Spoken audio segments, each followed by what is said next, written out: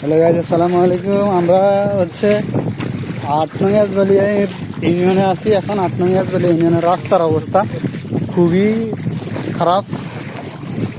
এই রাস্তায় অনেক পরিমাণ পানি হয়ে গেছে এবং কি রাস্তায় অনেক বড় বড় গর্ত হয়ে গেছে। এই যে দেখেন কতটুকু পানি, যখন এই যে আমজাদ নামছে দেখেন অনেক বেশি পানি এই, এবং কি রাস্তা এখন চলাফেরা করাটা অনেকটা রিস্ক, রাস্তা অনেকটা শেওলাযুক্ত, যার কারণে ওই যে মানুষ স্লিপ খায় এবং কি পড়ে যাওয়ার সম্ভাবনা অনেকটা বেশি।